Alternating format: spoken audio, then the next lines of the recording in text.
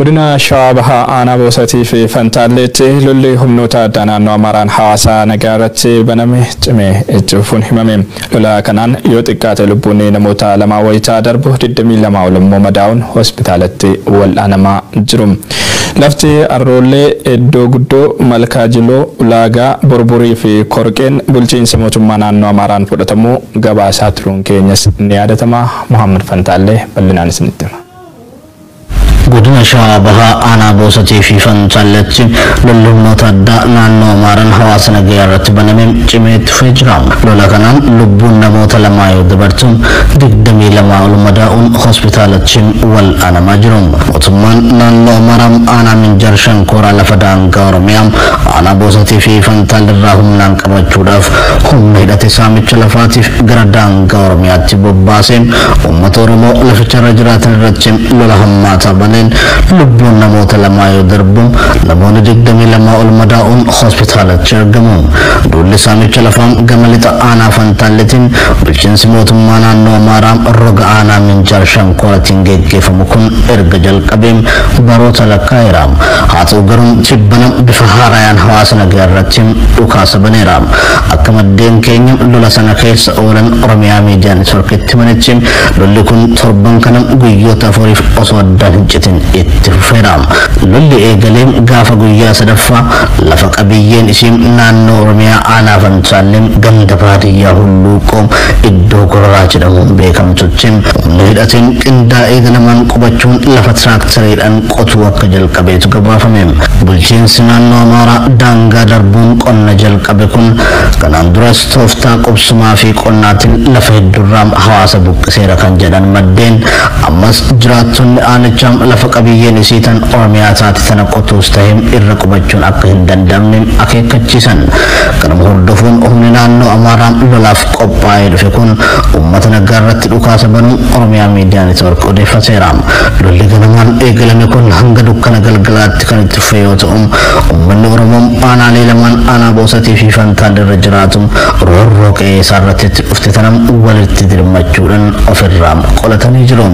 Humni gama naannoo Amaaraarraa dhufe ammoo meeshaa ammayyaa gurguddaa fayyadamuun hawaasatti dhukaasa akka ture maddeen ibsanii jiru.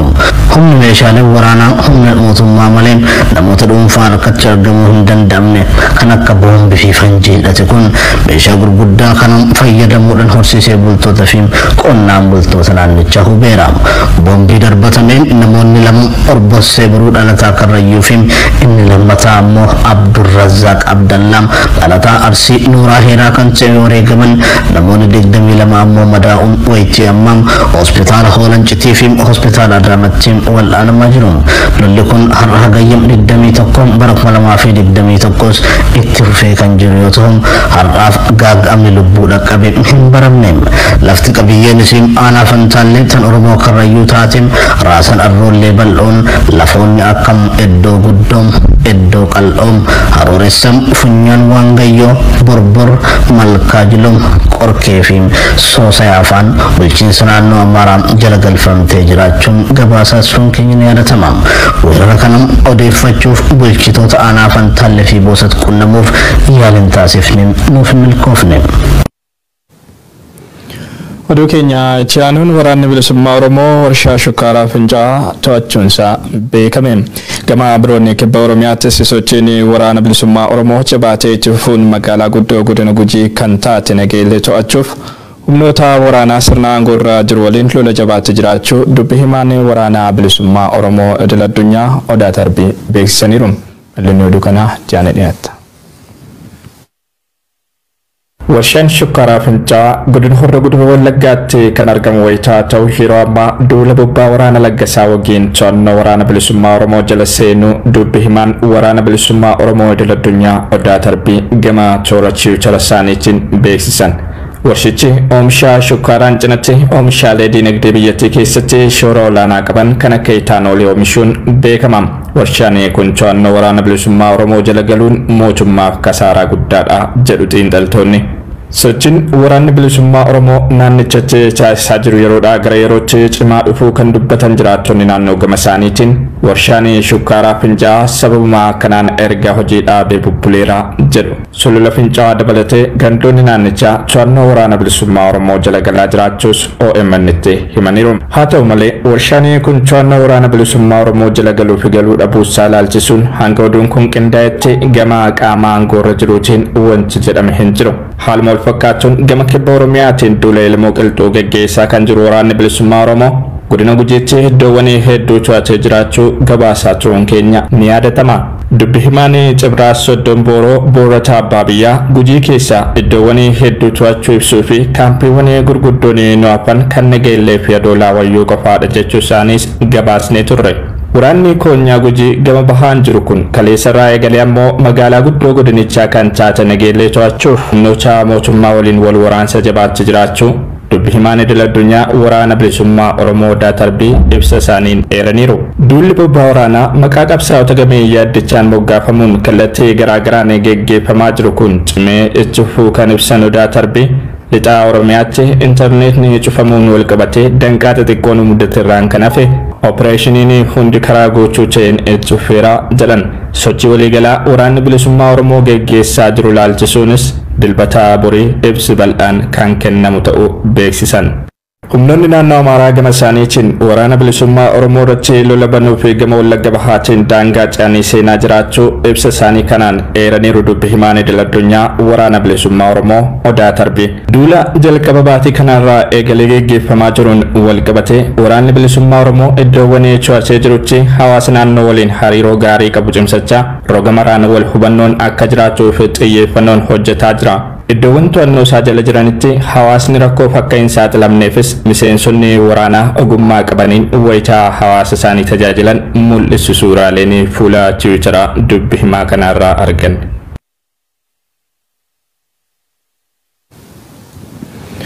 Waduudhumaa wal qabateen adde bilisummaa Oromoo waboo adde Najaat Hamzaa dubbi himaa idil addunyaa waraana bilisummaa Oromootiif bakka buutuu quunnamtii uummataa taatee akka hojjettu ramaduu beeksise.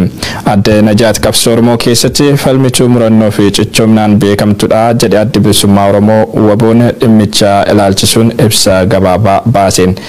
Adde Najaatiin dabalachuu keenyatti guddoo boonnas jedheera ibsi kun. Adde Najaat gama isheetiin itti gaafatamummaan adde bilisummaa Oromoo waboo isheetti kenne kan ishee boonsu ta'uu ibsuun kaayyoo waraanni kun qabsaa'uuf galmaan gahuuf dirqama ishee kan baatu ta'uu ibsiteetti.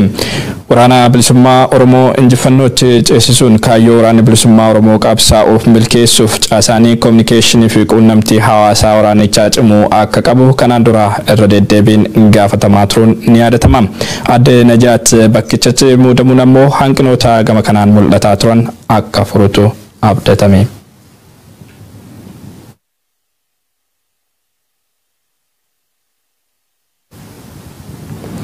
Perodiitiin Tiwaayitaa jennu mootummaan bilisiginaa humnoota TPLF ofirraa qolan jechuun hawaasa leenjii waraanaa gahaa hin qabne gara adda waraanaatti bobbaasaa jira jedhame.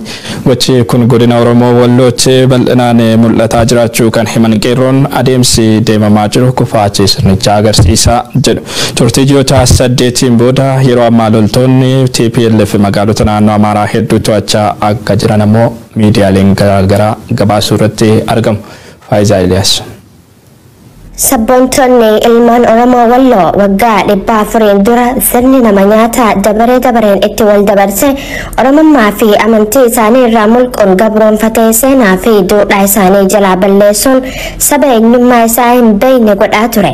Ammas duulli duguuggaa sanyii sirna Abiy Ahmadiin irratti raawwatamaa jira.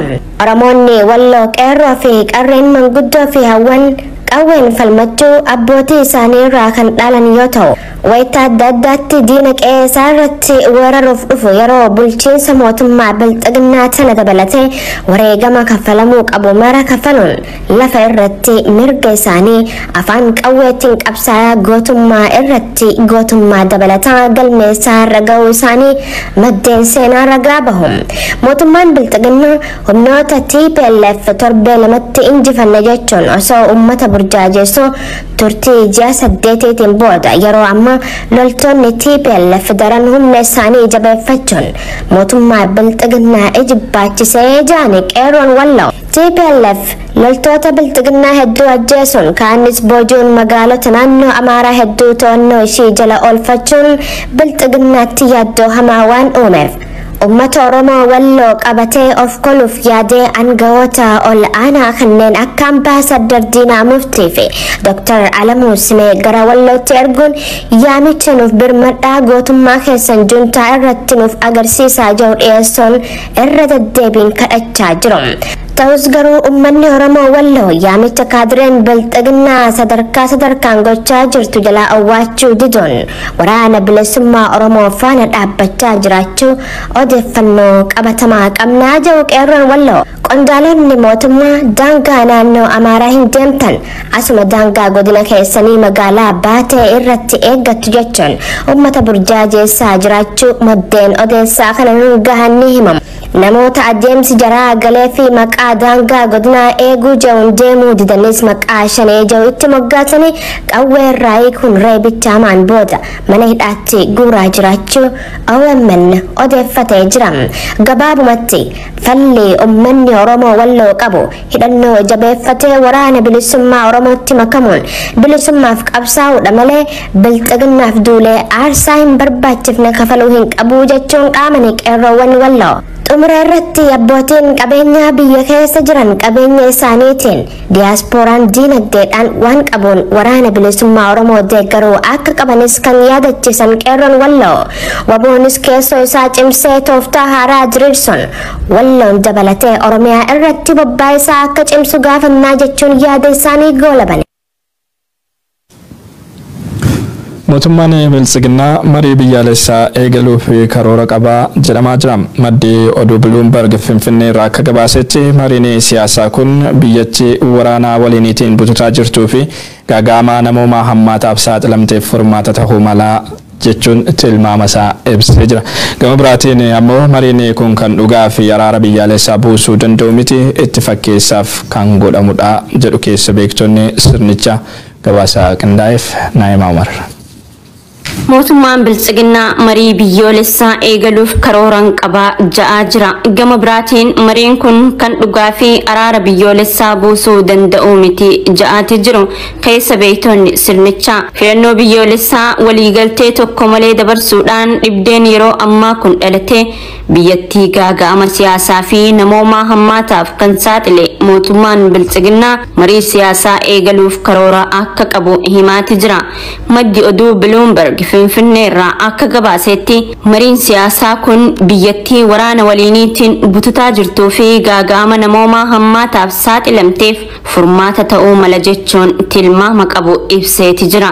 Mariin araaraa kunis baatii fulbaana dhufuu kana keessa eegalama kan jedhe Bloomberg karoorrii fi qophiin marii kanaaf taasifamus baatii kana keessa ibsama jechuun dubbi himtuu waajjira muummicha ministeeraa aadde Bileeni Suyyum wabeeffachuun gabaaseeti jira. Bloomberg Itoophiyaa keessatti waraanni dhaabbatee mariin siyaasaa dhugaan hunda hirmaachise akka eegalu paartiilee akka KFO fi ABO dabalatee hawaasni idil addunyaa gaafataa ture. Ta'us sirni mootummaa biltsiginnaa ajandaa marii araaraa hunda galeessa jiru kana baqachuudhaan waltajjiiwwan sobaa fi fakkeessaa tahaniin ummata burjaajessaa turuun kan beekamudha.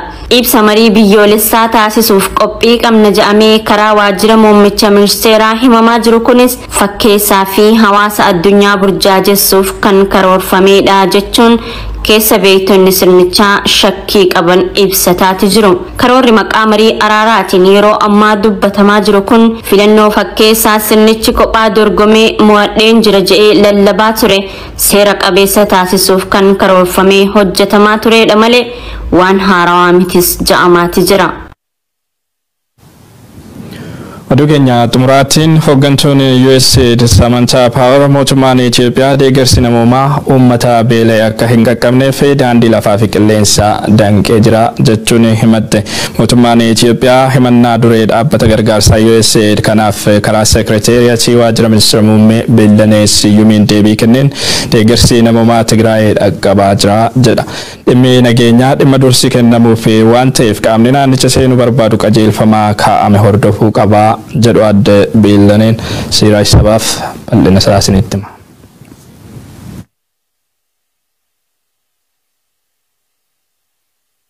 mootummaan Ameerikaa kan mootummaa Itoophiyaa yakkoota dhiittaa mirga ilmaan namaa yakka waraanaa duguggaa sanyii oggura deeggarsa namoomaatiin himatuun ammas mootummaan Itoophiyaa deeggarsi namoomaa akka uummata bira hin dhaqqabne daandii lafaa fi qilleensaa danqee jechuun himataati jira. Bulchiinsi Abiyyi Ahmad kan waraana waliin Itoophiyaa hoogganaa jira jedhamuun komatamuu fi beela akka meeshaa waraanaatti dhimma itti bahee jedhamuun qeeqamuun Ameerikaan keessoo biyya koo keessa seenuun birmadummaa Itoophiyaa salphaa jirti jechuun komatam. Dhiheenya Itoophiyaa fi Suudaan kan daawwatan dureen dhaabbata gargaarsaa USAID ambaasaadar Samantaa Paawar ibsa kamisa darbe baasaniin sooranni hojjettoonni gargaarsaa naannoo Tigraayitti raabsuuf harkaa qaban torbaan kana keessa dhumataa jira jechuun ibsaniim. Kanaaf ammoo sababbiin mootummaan Itoophiyaa hulaa deeggarsi namoomaa naannicha ittiin seenu lafaa fi qilleensa irraan cufuu isaati jechuun kan himatan ambaasaadar Samantaa Paawar lubbuu namoota miiliyoonaan lakkaa'amuu baraaruudhaaf gargaarsi saffisaan gara naannoo Tigraay akka seenuuf mootummaan Itoophiyaa hatantamaan akka hayyamuuf gaafatanii jiru. Mootummaan Itoophiyaa ammoo himannaa hooggantuu dhaabbata gargaarsaa Ameerikaa kanaan haalaam pirees seekreetaariyaatiin waajjira ministeera muummee adde Beellanee Siyuum gargaarsi namoomaa Tigraay dhaqqabaa jira jechuun dubbachuu isaanii BBC'n afaan Oromoo gabaasee jira. Dhaabbileen gargaarsaa ulaagaa nageenyaa barbaachisu guutuu qabuun nageenyi dhimma dursi kennamuufidha. Bakki sun rakkoo nageenyaa waan qabuuf sakattaan mootummaa federaalaatiin taasifama. Qaamni naannicha seenuu barbaadu qajeelfama kaa'ameen bitamuu qaba. Yaada adde Beellanee Siyuum himannaa ambaasaadar Samantaa Paawar irratti kenniteedha. Oduma walqabateen Itoophiyaa keessatti namoonni miiliyoona 11.9 gargaarsa midhaan nyaataa tantamaa akka barbaadan tokkummaa mootummootaatti dhaabbanni sagantaa nyaataa addunyaa jechuun World Food Program ji'a kana keessa ifoomseetii ture. Dhaabbatichi deeggarsa nyaataa dabalatee wantoota barbaachisan uummata dhaqqabsiisuuf mallaqa doolaar miiliyoona 288 na barbaachisa jechuun yoo ibsu ji'oonni jahan dhufan ji'oota beelaan Itoophiyaa qormaatuu danda'anidha jechuun ibseetii jira. Hongee dheerateen balaa waraanaa waliinii mudateen weerara hawwaannisaa dhaqqabeen qaala'insa jireenyaa fi gatii midhaan nyaataa dabaleen Itoophiyaa keessatti yeroo ammaa namoonni miiliyoona 13.6 olitti tilmaamaman wabii midhaan nyaataa hin qaban jechuun ibsam. Bakka bu'aa fi Itoophiyaatti daayireektari sagantaa nyaataa addunyaa Dr. Steven Weeree Omaamoom rakkoo hamaa uummata naannolee baay'ee keessatti walitti bu'iinsaan miidhaman dabalatee hanqinni midhaan nyaataa naannoowwan gammoojjii keessatti sababa jijjiirama qilleensaan mul'ataa jiruun akka malee nu yaaddessee jira jedhem. Haaluma wal fakkaatuun rakkoon wabii midhaan nyaataa dhabuu Oromiyaa keessatti mul'ataa jira. Gammoojjii Baalee dabalatee aanota Arsii lixaa keessatti sababa